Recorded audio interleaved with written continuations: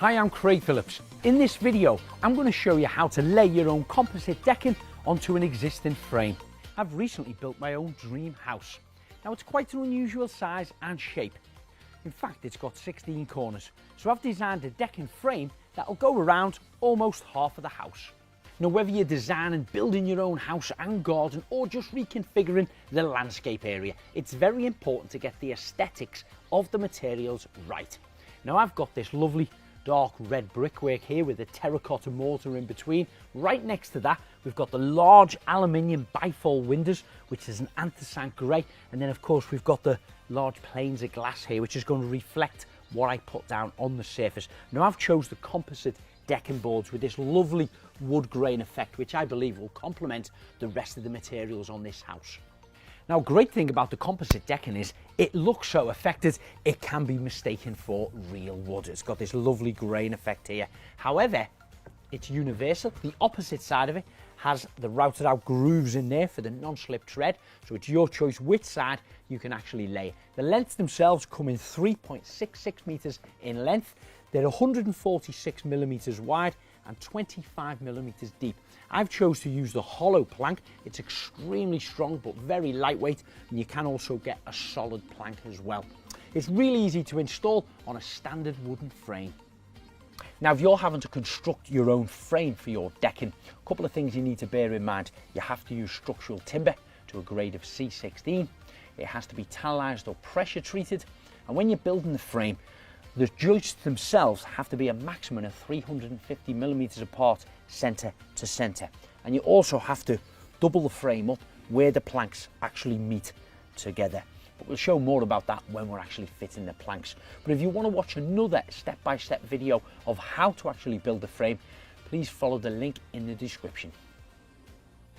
Now the frame is complete, you're ready to start fitting the planks. And it's very important where you fit the first plank, because that dictates where the rest of the planks are going to be fitted. Now I would always recommend starting up against the house wall or the garden wall and working your way out with the planks. You start off with a starter clip, just like this. It's stainless steel. Now these are fitted at 350 millimeters apart, the width of your joists.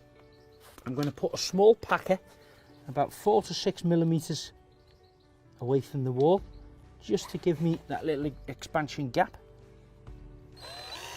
We'll screw them down again with the stainless steel clips and screws, taking the pack out of course. Now the first plank, I've got some offcuts here just to kind of show you how these work. So I've got them in along there. The first plank will hook into there, into the groove. You give it a gentle little tap with a rubber mallet. Now that back end now is hooked, it's anchored down to there. This front edge here, you take your second clip, this is a kind of a double end one, it's pushed in. Sometimes you can push these in by hand, sometimes you might have to give them a little bit of a knock in with a rubber mallet like this. So they get fitted again on every joist, 350 millimeters apart, and then your second plank, these are going to be screwed in here to hold that first plank into place, and your second plank then just simply clips into position. Again, a gentle little tap with the rubber mallet, and that's leaving you the perfect expansion gap in between there, what the manufacturers recommend. And then the same applies to the rest of the boards. You push your clip in,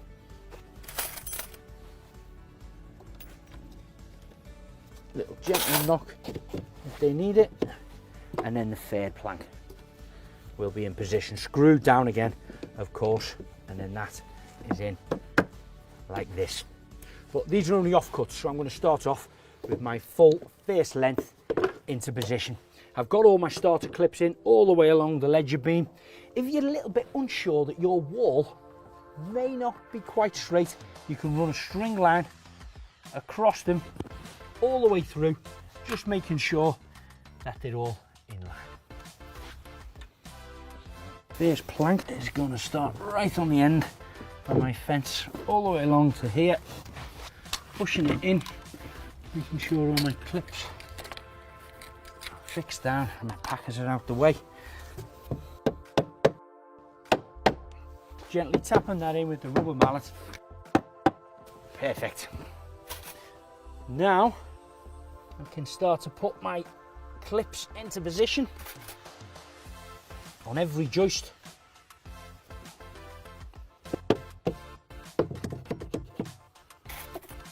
Once I've got them in all the way along the full length of the plank, I start to screw them down just the same using the stainless steel screws.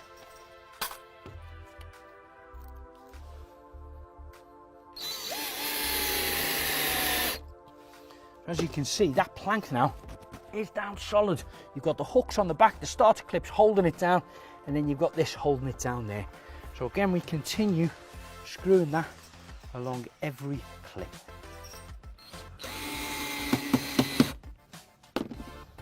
So my first decking plank is firmly fixed down the full length of the house. It's got the starter clips on and the second clips screwed down into each joist. I'm ready for my second plank.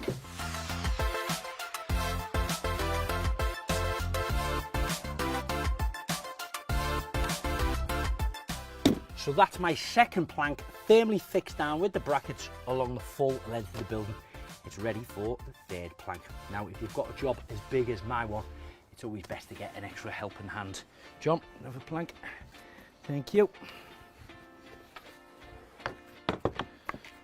Now, cutting the individual planks is relatively easy. You can use a handsaw, but of course, if you've got hundreds of planks to fit, it's going to be a lot quicker by using some form of table saw, sliding saw, or a chop saw. But don't forget to use your dust mask and safety specs.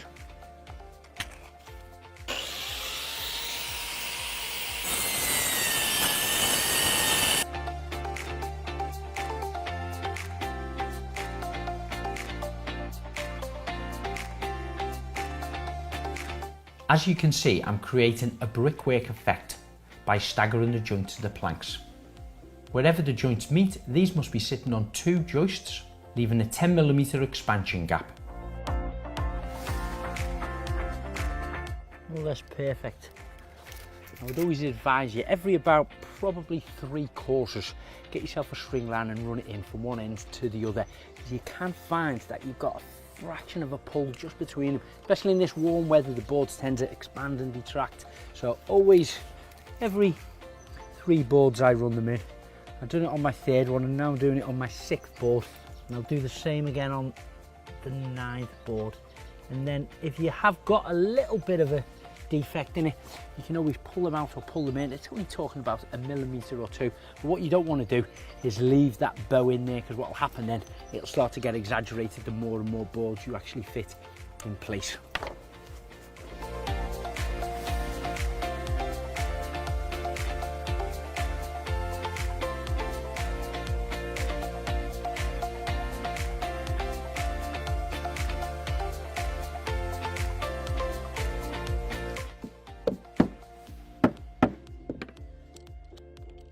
So now we've got about 6 planks in here. We're just putting the 7th plank along. It's becoming a lot easier and quicker to work, because of course I'm working on the platform, but when you're working actually off the frame, it can be a little bit tricky. I'd always advise good knee pads in there when you're actually working on there. But now we've got our boards in place, I can use these as a working platform and work along.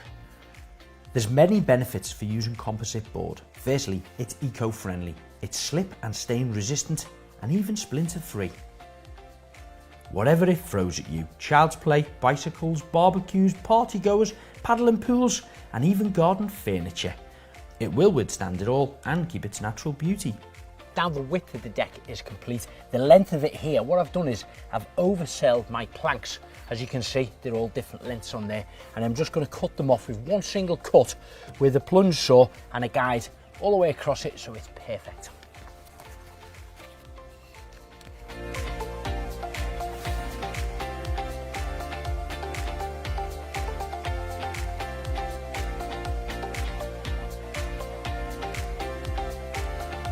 Now, you quite often come across obstacles in the way that you're going to have to cut around them. For instance, downspouts, you know, on the corner of the building, it may go around a grid, it has to be cut out. Manholes, inspection chambers, all have to be cut around with the decking planks.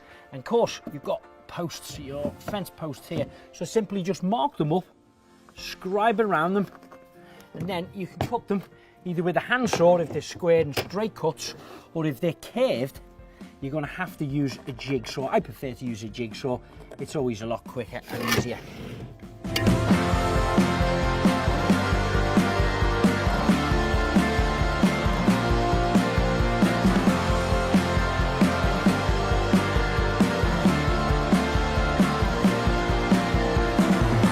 Now, one side of my decking is now complete. I've laid 15 planks here. It's had the approval of Sydney the Bulldog sitting there. I've brought the planks all the way to the one edge, and then I've used the clips to clip it in and fix it to the edge of the frame there. It anchors the edge bit down. The reason I've done that, I'm going to have a complete flush garden. Where you can see this kind of weeds here, these are going to come up, topsoil is going to be laid, and then when my lawn is laid, it'll be perfectly flush with the edge of my deck, making it nice and level all around. However, if you've got a step dropping down there and your garden is lower, you can use this particular plank where it's got a step edge on it, and that of course is fitted onto the edge of there, comes down the front of your frame, and then you can continue it with the same decking board on the face if the step is necessary.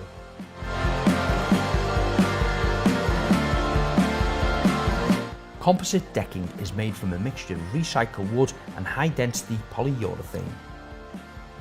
This gives the best of both worlds in terms of aesthetics and performance. It looks great with the choice of finishes and colours. But unlike timber, it won't rot, swell, splinter or split, and is designed to cope with the outdoor areas that are in use all summer and beyond. Scrubbing and staining your deck every year is a thing of the past with composite wood decking. The colour is also consistent through the entire core of the product. Clever concealed fixings gives a neat, flawless finish which can be installed quickly and easily, making composite wood the ideal decking choice. Now hopefully I've inspired you to build your own decked area around your house, or even just replace them wooden planks. Not only will it look better, it will last longer. If you'd like to see some more how-to videos, please visit my website, craigphillips.co.uk, and follow the link to the YouTube channels. Or if you want any more information on Eurocells products or some technical advice on composite decking,